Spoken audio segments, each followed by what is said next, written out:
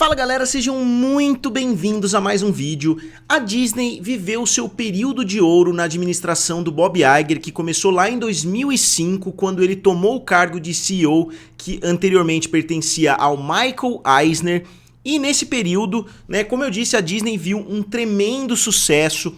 Isso tudo por causa de várias aquisições, Teve a compra da Pixar em 2006, da Marvel em 2009, da Lucasfilm em 2012 e finalmente a compra da Fox em 2019 por um valor absurdo de 72 bilhões de dólares. Então, nesse período, a Disney produziu a maioria dos filmes bilionários que já foram lançados, a maioria das grandes franquias, inclusive a maior franquia da história do cinema, o universo cinematográfico da Marvel, aconteceu justamente durante a gestão do Bob Iger. E não só isso, as animações viveram quase que uma segunda renascença, com grandes sucessos como Bolt, Enrolados, Detona Ralph, Frozen, Big Hero 6, Zootopia, Moana, que foi o filme mais assistido nos streamings no ano de 2023. E a Pixar continuou lançando muitos sucessos na gestão do Bob Iger, inclusive grandes sequências que bateram a marca de $1 bilhão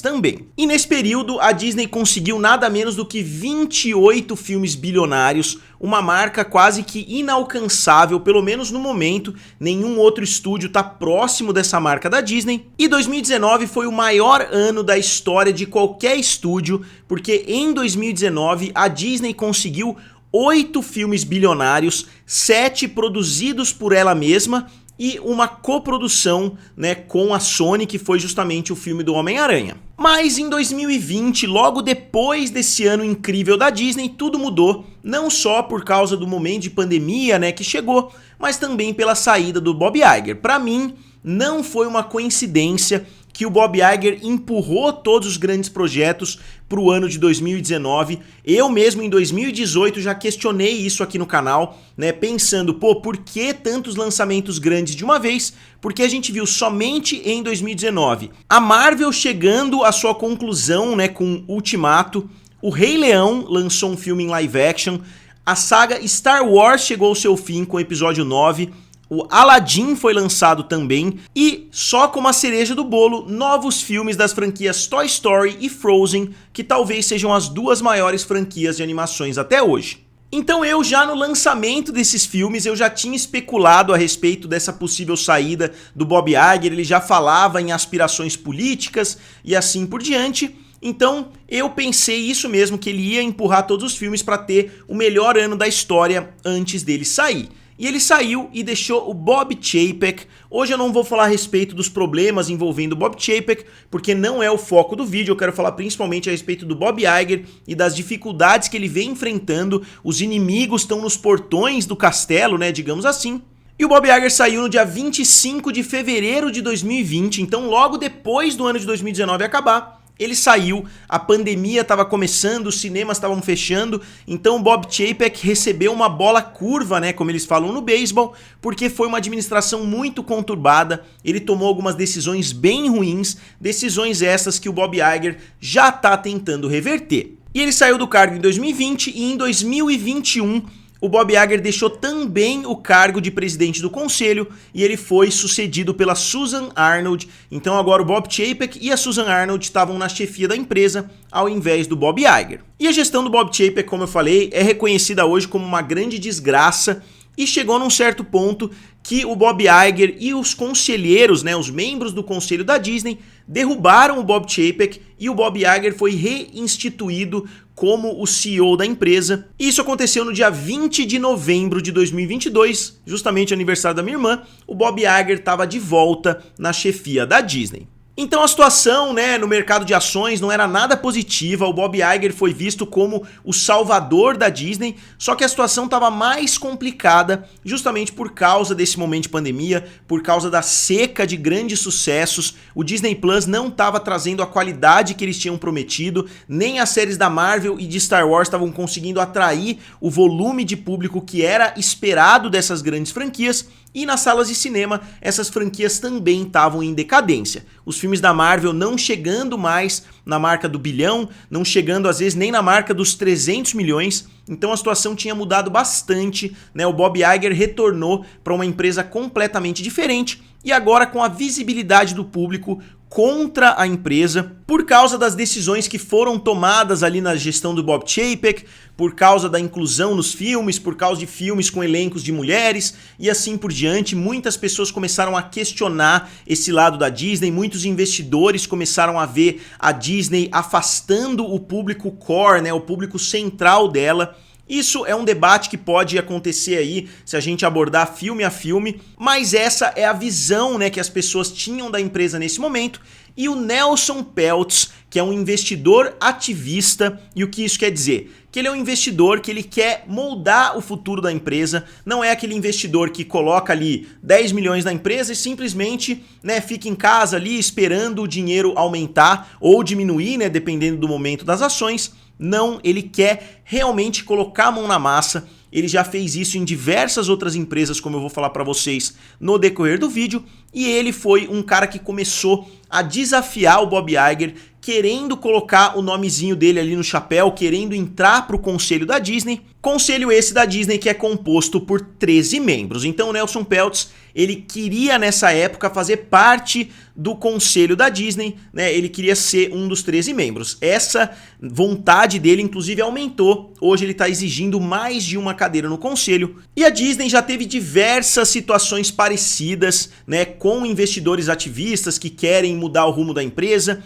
Inclusive o Michael Eisner passou por situação parecida, teve que ter envolvimento dos próprios herdeiros do Walt Disney, né, para tentarem frear ali o que vinha acontecendo. Então tem muitas histórias aí envolvendo a história da Disney, onde situações como essas aconteceram. E você pode estar pensando, pô, mas o que o conselho faz? Né, se o CEO, que no caso é o Bob Iger, toma as grandes decisões, o que o conselho faz? O conselho ajuda a tomar essas grandes decisões, inclusive a maior decisão que o conselho pode fazer é decidir quem vai ser o CEO. Eu acabei de citar para vocês que o conselho derrubou o Bob Chapek e reinstituiu o Bob Iger. Quem assistiu Succession vai saber muito bem exatamente o que está acontecendo agora com a Disney, aconteceu em Succession, né? Tem uma temporada praticamente inteira onde acontece, né, uma proxy battle, que é uma batalha entre acionistas ali para tentar colocar membros no conselho.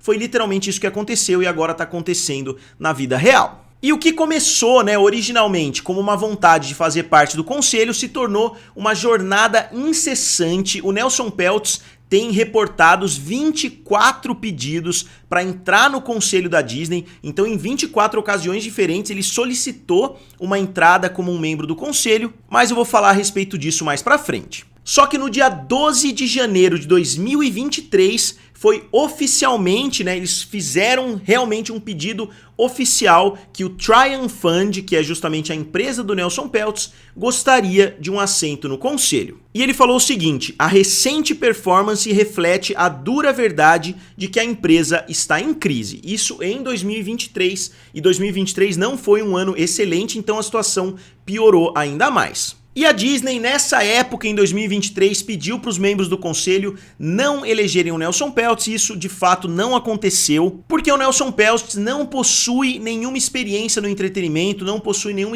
experiência positiva, né, nesse sentido. Então eles decidiram não ceder, né, essa vaga no conselho pro Nelson Peltz. Só que depois de muitos atritos, né, essa situação que está acontecendo hoje aconteceu algum tempo atrás, né? Só que depois de muitos atritos, o Bob Iger decidiu ceder ao Nelson Peltz. Ele começou a fazer vários ajustes, começou a implementar muitas das políticas que o Nelson Peltz estava pedindo, demissões em massa, mudança nos projetos e assim por diante. E isso agradou o Nelson Peltz, né? Ele meio que se deu por vencido e aceitou, falou: não, o Bob Iger fez o que eu queria, ele tomou medidas radicais para economizar, para melhorar a situação financeira da empresa, então a gente tá de boa, né, digamos assim. Só que enquanto isso, outro personagem muito importante para essa história, né, tomou um rumo diferente ali, porque o Ike Perlmutter, que foi o cara que o Bob Iger convenceu a vender a Marvel, ele sempre foi um inimigo, entre aspas, do Bob Iger,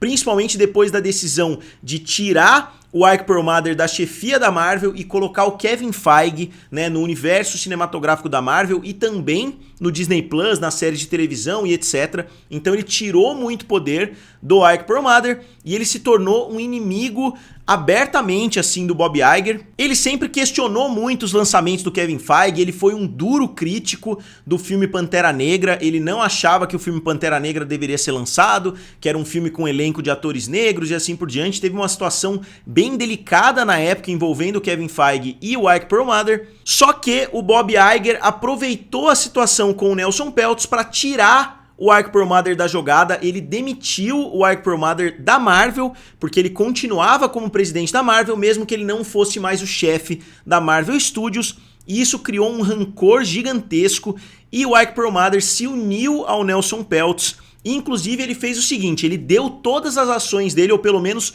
o direito de voto das ações dele, pro Nelson Peltz. Ele falou o seguinte, ó, o que você quiser fazer, eu te apoio, você tem todos os meus votos, e é um cara que tem ali bilhões em ações da Disney, então é um acionista de muito peso, assim como os outros donos de empresa, né, como Steve Jobs, que agora os herdeiros, obviamente, do Steve Jobs, como o próprio George Lucas, né, essas empresas que foram compradas pela Disney. Os donos antigos da empresa continuam tendo muito poder dentro da Disney, porque muitas vezes as ações foram simplesmente trocadas. A pessoa era dona da Pixar, ela passou a ser dona de uma parte da Disney, não necessariamente ela recebeu tudo aquilo em dinheiro. Isso aconteceu em outubro de 2023, o Ike Perlmutter cedeu as suas 25 milhões de ações, né? Então cerca de 3 bilhões de dólares, ele cedeu o direito de voto para a Triumph Fund. E aí agora o Nelson Peltz, né, que foi injetado com essa força do Ike Perlmutter, ele decidiu pedir não um, não dois, mas 3 assentos no conselho da Disney. Então ele deu um passo gigantesco e a Disney nesse momento, né, liberou um comunicado dizendo que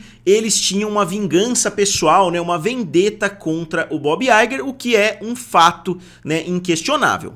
E aí no dia 14 de dezembro de 2023, então a gente já está quase chegando nos dias atuais, ele nomeou, né, o Nelson Peltz nomeou ele e o Jay Rasulo, que era o antigo CFO da Disney, ele decidiu nomear os dois como candidatos para essas vagas no conselho. E no início de 2024, os votos começaram a ser declarados, né? As empresas começaram a falar bastante, a Disney começou a liberar muitas informações falando a respeito do Nelson Peltz. O Nelson Peltz liberou um documento gigantesco falando a respeito das decisões da Disney, da decisão de tirar o Bob Chapek, que incluiu o Bob Iger, e assim por diante, falando a respeito das decisões nos filmes, né? Das decisões ruins ali, de colocar, né, lá em Lightyear e assim por diante. Vocês sabem muito bem quais foram essas decisões que foram tomadas nos últimos anos, que afetaram, né, as bilheterias ali dos filmes. E já no dia 4 de janeiro, a Value Act e Blackwells declararam apoio ao Bob Iger. Num primeiro momento, estava todo mundo declarando apoio ao Bob Iger. Essa situação mudou um pouquinho nas últimas semanas, como eu vou mostrar para vocês. E na Earnings Call que aconteceu alguns meses atrás, foi um momento muito importante para o Bob Iger, porque ele apresentou Moana 2, ele apresentou os projetos para o ano, né, o filme da Taylor Swift que estava chegando no Disney Plus. Então muitas pessoas viram a Earnings Call como um grande sucesso. A Disney está tendo um crescimento de 30% no ano de 2024, né? Então se a preocupação é o valor das ações, o valor das ações já está estabilizando, a Disney já está acima dos 200 bilhões de dólares novamente. E a Earnings Call foi um momento muito importante também, porque foi a última data que você poderia ser um acionista votante. Então até a data da Earnings Call você poderia comprar ações da Disney para votar nessa proxy war, nessa batalha de acionistas que está acontecendo. Quem comprar agora não vai ter direito ao voto, né? Você tinha que ter até aquela data. Então foi uma data muito importante porque foi uma data positiva, né, para a Disney em termos de resultado. E a votação vai acontecer amanhã.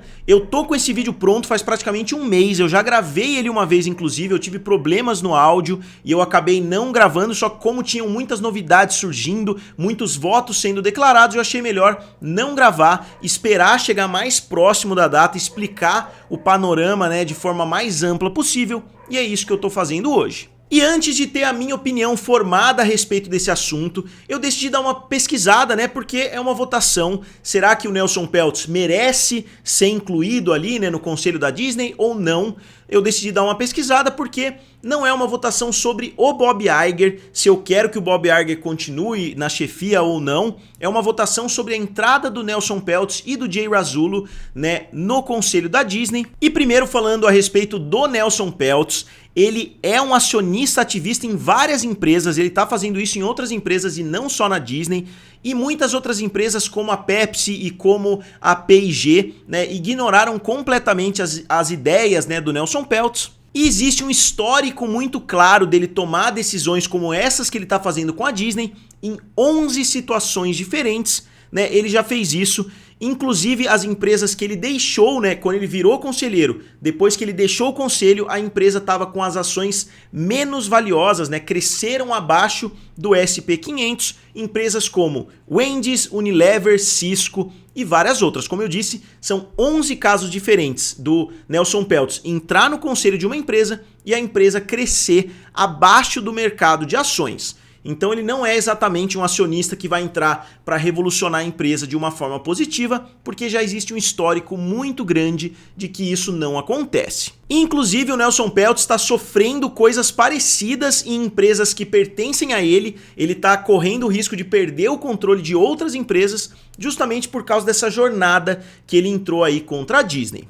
E além disso, né, se a gente fizer um comparativo Nelson Peltz contra o Bob Iger, não dá nem pra gente comparar. Obviamente não é essa a comparação, mas o Bob Iger tá na empresa desde 1995, ele já estava na ABC, ele foi o responsável, como eu falei, por grandes compras, né? Ele foi responsável pela era de ouro da Disney, ele retornou agora, a gente tá vendo as decisões que ele tá tomando, enquanto o Nelson Peltz não tem prática nesse mercado. Eu sei que ele não tá pedindo para ser CEO, ele tá pedindo para ser conselheiro, o que é uma situação completamente diferente. Então eu não sei se eu sou a favor ou contra ele entrar no conselho, talvez seja interessante uma voz diferente. Eu não sei se o Nelson Peltz seria essa pessoa. Então não tô dizendo que o Bob Iger é o candidato perfeito, né, para continuar na Disney. Eu só acho que entre as opções, eu acho que o Bob Iger é o mais adequado porque ele já tem muita prática, ele conhece a Disney melhor do que ninguém e ele tá disposto a tomar decisões radicais,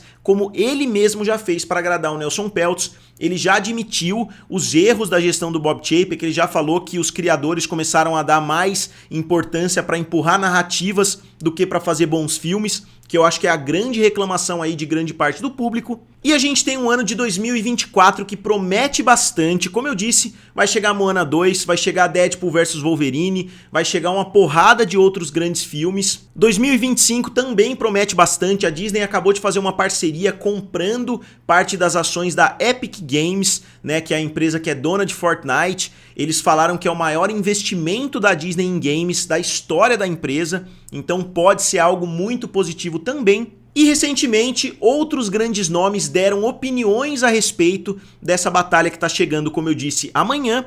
O George Lucas falou o seguinte: magia não é para amadores. Isso porque o George Lucas e o Bob Iger não são amigos a essa altura. Ele já demonstrou muito a insatisfação com o Bob Iger, mas mesmo o George Lucas não apoia um cara que não tem prática nesse mercado entrar no conselho da Disney e tomar decisões futuras, possivelmente também tirando o Bob Iger. E outros importantes nomes, né, que declararam apoio ao atual CEO foram os herdeiros do Roy e do Walt Disney, e esses herdeiros chamaram esses ativistas de lobos em pele de cordeiro. Inclusive a Abigail Disney disse que na história da Disney o Nelson Peltz é um vilão. Obviamente é uma classificação meio infantil dessa situação, mas são apoios importantes, porque isso pode ajudar muitos investidores mais fundamentalistas a investirem no Bob Iger, porque eles podem pensar, pô, eu tô investindo nos herdeiros do Walt Disney. E mais alguns nomes declararam apoio, né, ao Bob Iger. Os herdeiros do Steve Jobs declararam apoio, e o ex-CEO Michael Eisner, né,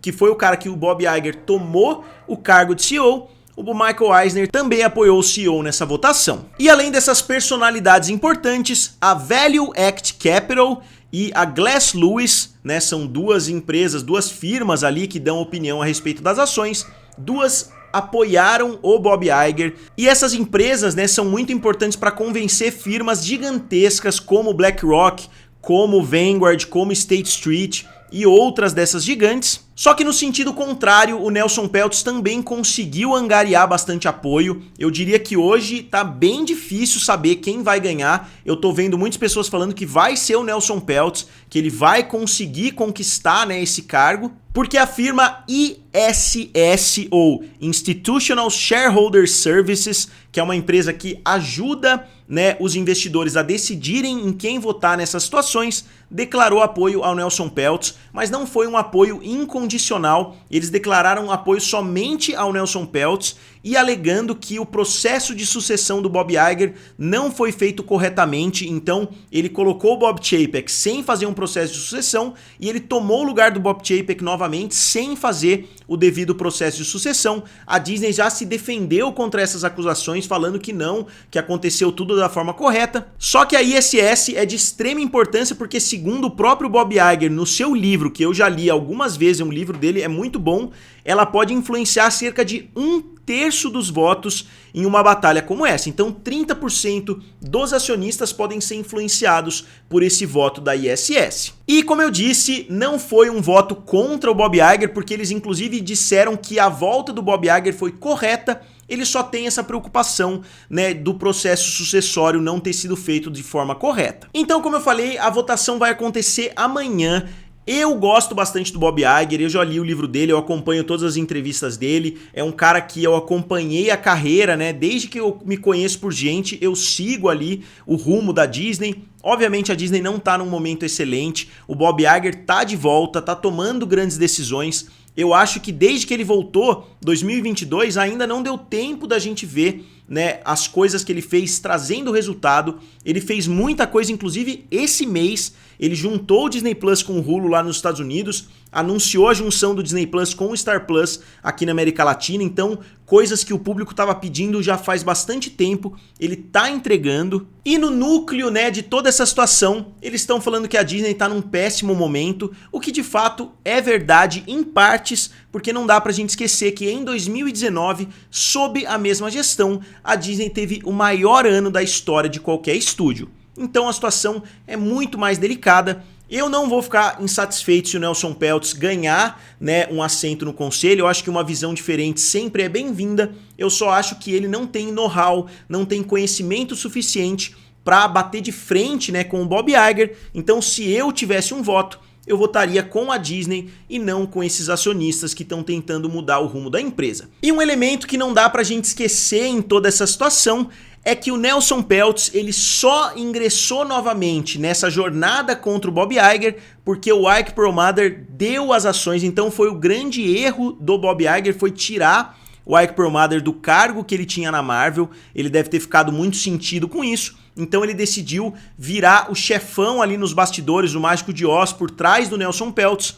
Então o Bob Iger cometeu seus erros também. Então pode ser que ele pague por isso, né, já amanhã, porque se o Nelson Peltz e o Jay Rasulo entrarem, existe grande chance deles convencerem outros membros, de repente, a tirar o Bob Iger no futuro. Só que aí eles não vão ter o apoio da ISS, como eu falei para vocês, o apoio era condicionado, né, ao voto no conselho. Eles não estavam dando uma opinião mais abrangente a respeito do Bob Iger em si. E mais um aspecto que não dá pra gente ignorar é que o Nelson Peltz vendeu parte das suas ações no meio dessa batalha. Então eu achei uma decisão altamente questionável se ele quer ajudar o rumo da empresa, porque ele venderia, né? Então ele vendeu grande parte das suas ações da Disney, justamente porque agora ele é quase um fantoche, né, do Ike Perlmutter no meio dessa disputa. Mas eu fico bastante animado para saber o que vai acontecer. Eu só não apoio o Ike Perlmutter porque tem muitas opiniões dele que eu discordo bastante, inclusive, né, o ranço que ele tinha ali com relação ao Pantera Negra, a outros projetos que foram lançados na época. O Pantera Negra eu acho que é um dos maiores sucessos da Marvel a essa altura. tanto a participação dele, né, no Guerra Civil, quanto o próprio filme, a sequência inclusive foi bem recebida, teve uma bilheteria bem grande. E apesar do Kevin Feige não estar num excelente momento, eu acho que Dias de Glória ainda vão chegar pra Marvel, porque Quarteto Fantástico tá chegando com um elenco sensacional, os X-Men tá chegando, como eu disse, Deadpool vs Wolverine tá chegando, tem outros filmes dos Vingadores por aí, então acho que tem muita coisa boa pro universo Marvel trazer. Eu não acho que precisa de uma influência externa para que a Disney volte para os trilhos. Mas como sempre eu gostaria de saber a opinião de vocês, e amanhã, depois que essa batalha chegar ao fim, eu tento trazer mais um vídeo falando a respeito do resultado. Como sempre, digam aqui nos comentários o que vocês acham a respeito dessa proxy battle, né, que está acontecendo entre a Disney e o Nelson Peltz. Curtam o vídeo e se inscrevam no canal. Valeu e nos vemos em breve.